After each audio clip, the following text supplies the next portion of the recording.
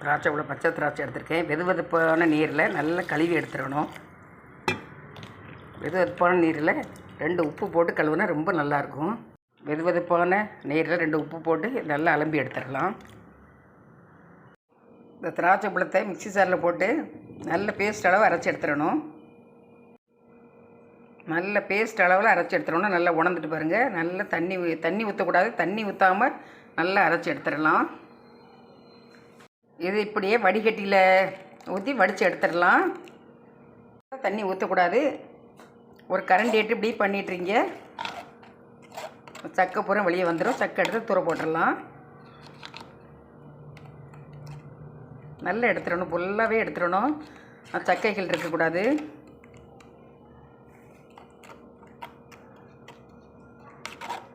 தனி சாறு மட்டும் தான், தண்ணி எதுவுமே சேர்க்கக்கூடாது. இது நான் என்ன பண்ண போகிறேங்கிறத இப்போ இருந்து பாருங்கள், தெரியும். ஃபுல் வீடியோவும் பாருங்கள். சப்ஸ்கிரைப் பண்ணாதவங்களாம் சப்ஸ்கிரைப் பண்ணிக்கிடுங்க. ஃபுல் வீடியோ பார்த்தா தான் எப்படி பண்ணுறோங்கிறது தெரியும். இது ஈவினிங் டைமில் குழந்தைகள் ஸ்கூல் விட்டு வந்து செஞ்சு கொடுக்கலாம். இப்போ இந்த அரிசி எடுத்துட்டேன். இந்த பாருங்க, அதை சக்கை தூர எடுத்தாச்சு. இப்போ இது எவ்வளோ இருக்குங்கிறத இதில் நான் பார்த்துருவோம்.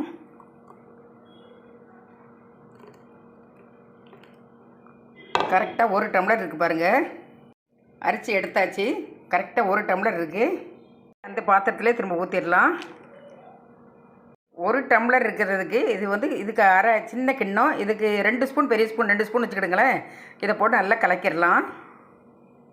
நல்லா கலக்கியாச்சு. இது அப்படியே ஒரு ஓரமாக இருக்கட்டும். மிச்சத்தை எடுத்து வச்சுருக்கிறேன். பார்த்துட்டு போட்டுக்கலாம். அடுத்து ஒரு பாத்திரத்தில் லைட்டாக எண்ணெய் தடவி வச்சுக்கலாம்.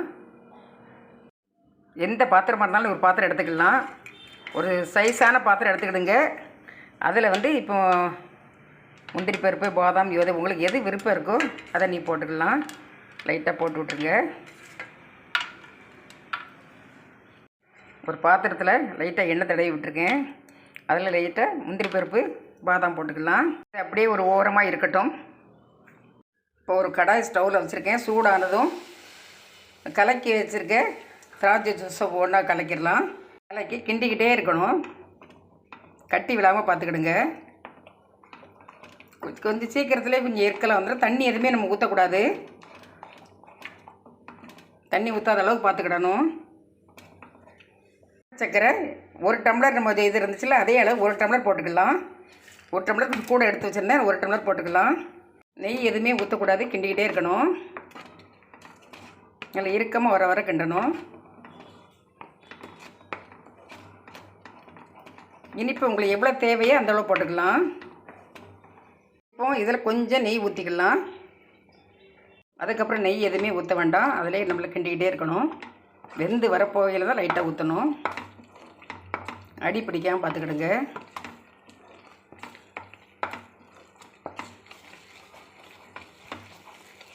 பிறண்டு வர்ற நேரத்தில் சுருண்டு வரும். அந்த நேரத்தில் நம்ம எடுத்துடலாம்.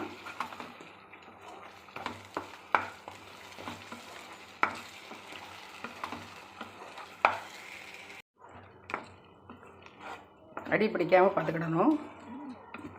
இந்த பாத்திரத்தில் நெய்யே எதுவும் ஊற்றலை. இப்போ தான் நெய் ஊற்றிருக்கோம். ஆனால் அதில் ஒட்டாத வர அளவு பார்த்துக்கிடணுமோ. சிம்பிளாக ஈஸியாக செஞ்சு முடிச்சிடலாம்.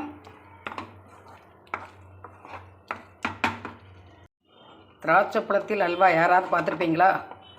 அதிசயமாக இருக்கும். யார் சொன்னாலும் நம்பவும் மாட்டாங்க. இது நீங்கள் யார்கிட்ட கொடுத்தாலும் இது என்னதுன்னு கேட்டால் அல்வாம்பாங்க. என்னங்கிறத கண்டுபிடிக்க சொல்லுங்கள். செஞ்சு கண்டுபிடிக்க சொல்லுங்கள். உடம்புக்கு நல்லது, குழந்தைகளுக்கு கொடுக்குறதுக்கும் நல்லது. இப்படி சுற்றி நம்ம ஒட்டாமல் வரணும். அப்படி வரும்போது நம்ம எடுத்துடலாம். அது வரை கொஞ்சம் கிண்டணும். இந்த சுருண்டு வர்றது பார்த்திங்களா? இன்னும் கொஞ்சம் வரட்டும். கொஞ்சம் வந்த பிறகு எடுத்து ஒரு நம்ம பிளேட்டை ஏற்கனவே நெய் தடவி வச்சுக்க பாத்திரத்தில் நம்ம கொட்டிடலாம். கண்ணாடி கிண்ண மாதிரி இருந்தால் அங்கே வச்சுக்கலாம். ஏன்டா அது இல்லை, அதனால் இந்த மாதிரி சைஸில் வச்சுருக்கேன். இது கருப்பட்டி போடுறதா இருந்தாலும் போடலாம். அது ரொம்ப நல்லாயிருக்கும். பனை வெல்லம், அச்சு வெல்லம் எவ்வளோ இதாக இருக்காது. பனை வெல்லம் நல்லாயிருக்கும். இது நாட்டு சக்கரை போட்டிருக்கேன் நான். ஜீனி போட்டாலும் நல்லா இதே கலர் தான் வரும். கலர் எல்லாம் இதாக இருக்கும். ஆனால் நல்லது, உடம்புக்கு நல்லது. இது நாட்டு சக்கரை ரொம்ப நல்லது. கருப்பட்டி, நாட்டு சக்கரை ரொம்ப நல்லது. இப்போ சுருண்டு வரது பற்றியெல்லாம் எடுத்துடலாம். எடுத்து அப்படியே அந்த பிளேட்டில் மாற்றிடுறேன். இப்படியே இந்த பாத்திரத்தில் தான் ஊற்றிடுறேன்.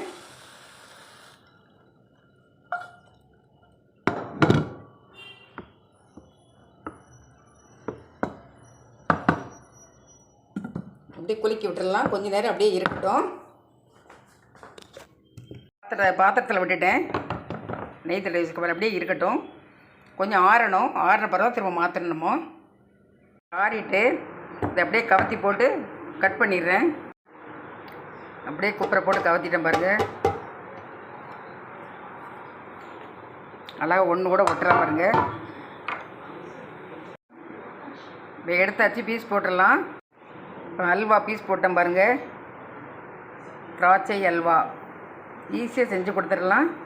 ஒரு கஷ்டமும் கிடையாது. இந்த மாதிரி செஞ்சு கொடுங்க. ஈஸியாக செஞ்சு கொடுத்துடலாம். திராட்சை அல்வா அழகாக பீஸ் போட்டு வச்சாச்சு. இதே மாதிரி செஞ்சு பாருங்கள். லைக் பண்ணுங்கள், ஷேர் பண்ணுங்கள், சப்ஸ்கிரைப் பண்ணுங்கள், பெல் பட்டனை கிளிக் பண்ணுங்கள். திராட்சை அல்வா.